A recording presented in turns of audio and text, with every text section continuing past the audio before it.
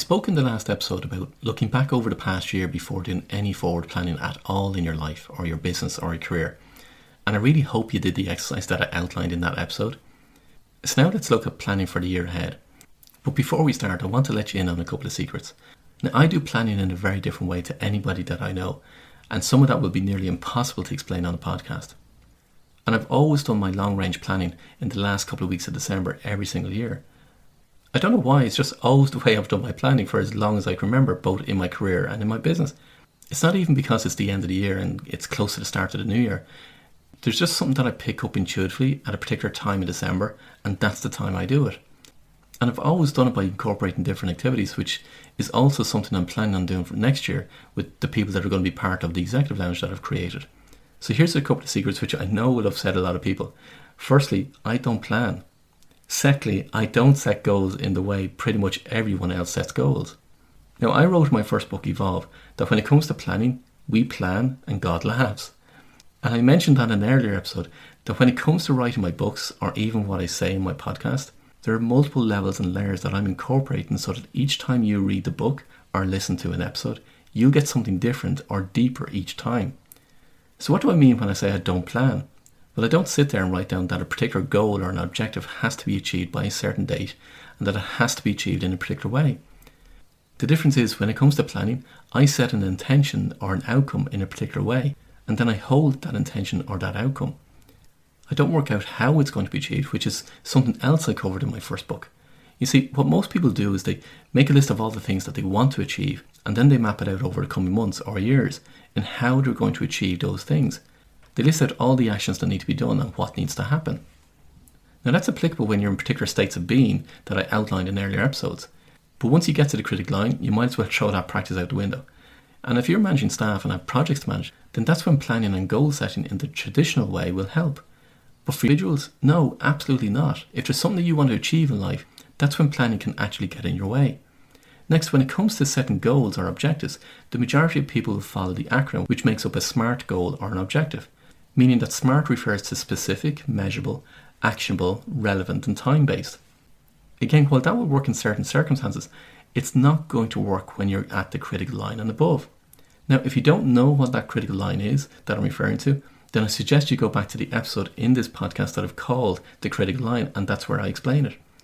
So let me tell you some of the reasons why I don't plan and I don't set SMART goals. Firstly, where's the fun in it? If you're going to live your life according to goals, planning and objectives, then really, what kind of life do you want to have? Where's the adventure, the expectation, the fun and the joy in it?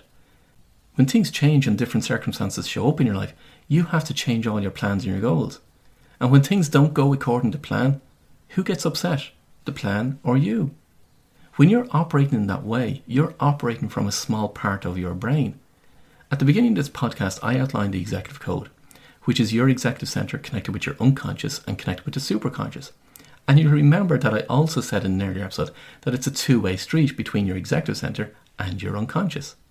And I also explained how vastly greater your unconscious and the superconscious is to your conscious mind. So why would you operate from your conscious mind alone? It doesn't make sense. Yet each time you plan and put together SMART goals, that's exactly what you're doing. When you're operating in that way, you're not following your guidance.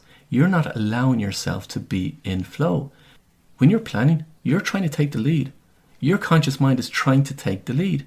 It's not about you taking the lead. I ask you again, which is more powerful, your conscious mind or your unconscious? So if you want to put a lot of work and effort into achieving your goals and objectives and your plans by cycling up a hill on a push bike, then by all means go right ahead. Or on the other hand, if you want to get the keys to the Ferrari, then you've got to do something different. And to start with, you've got to do your planning and setting objectives in a very, very different way. When you do that, then every day is like Christmas Day. You wake up with the expectation of the excitement of how it's all going to be revealed to you. Every day becomes like the present you expect on Christmas Day. Now, do things happen quicker than others? Yes, they do, but that's all part of the fun. Again, I gave a recent example of this on a previous episode. Ultimately, it gets down to how you want to live your life. It's a decision. Do you want a hard life or do you want an enjoyable life? And while nearly everyone will say that they want an enjoyable life, their actions say that they've chosen the hard life. So once you get the fundamentals about planning and objectives and how you do both in the way you're meant to do them, then life becomes a whole lot easier and a lot more fun. It's what I teach my clients. But for now, let me go through some of the areas you might consider setting plans and objectives around. Now, when it comes to your business, I have a business assessment that I go through each year, and I encourage my clients to go through it for their business also. And if you want to get your hands on that business assessment, just send me an email and I'll send you a copy. It's one that you do every year, and it highlights what you need to focus on within your own business in order to make it an outstanding business. So let me go through a few other things that you can consider if you're going to do plans or goals and objectives for the year ahead. Firstly, take a calendar where you can see the full year on one page. And if you don't have one, there's lots of online resources that you can search for and you can download. But ultimately what you want to have is that you've got a full year on one page as a calendar view. So when you have that, start to mark in all the dates of your birthdays, anniversaries, and other significant dates that are going to take place in the year. Then mark in when you want to take your holidays. Then make a list of all the experiences that you want to enjoy and have throughout the year, and then mark a date in the calendar as to when would be best for you to have those experiences. Now, there are the dates that take priority in your calendar for the year ahead. You see, what most people do is they mark in all the other dates, like timelines they need to meet for business or tax return dates and so on. In essence, they put everything else first before they put themselves first. And then they wonder why they're unhappy in their life. So then when you have all the most important dates marked in your calendar, take each of the 7 areas of life, which are your business or career, wealth, health, relationships, social, mind, and spiritual. And as you review each area, write down or preferably journal how you want that area of your life to be like. Describe it as best you can, a bit like if you were writing a letter to your parents describing what your life is like, except you're describing each of the 7 areas of your life and what it's like. So now you have the calendar with all the important dates for yourself marked in it, and you have a vision of what you want each of the 7 areas of life to be like. Now go through each of the 7 areas again and ask yourself under these 4 headings what it is that you want. So what is it that you want to stop doing? What is it that you want to do more of?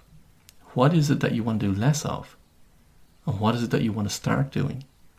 And list down as much as you want under each one of those 4 headings for each of the 7 areas of your life. Now they become your intentions and your objectives for the year ahead. So there's just a few things that you can consider as you plan for the year ahead. 1. Decide if you want to do planning and goal setting in the old way, which ultimately is the harder way, or if you want to do it in a better way. And if you want to do it in a better way, then please reach out to me and I'll teach you. Second, if you want to get a copy of the business assessment workbook that I mentioned, then just send me an email and I'll send you one. You can send me an email to paul@paulwilliamdavis.com. And thirdly, get a calendar where you can see the full year on one page and mark in all the personally important dates. And of course, it's up to you to decide as regards what you want to do for each of those dates and if you want to do something special. Number 4, go through each of the 7 areas of life and write down a description of what you want each area to be like.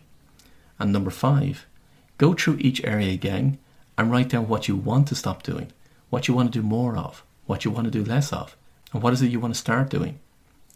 In that way, you're going to have the foundations for a great plan for the year ahead and to make the next year your best year ever. So have a think about each one of those 5 steps, and I would encourage you to do the exercise. But for now, with the week that's in it, I want to wish you an amazing Christmas full of fun, joy, laughter, and of course health. So best wishes and Merry Christmas to you and your loved ones.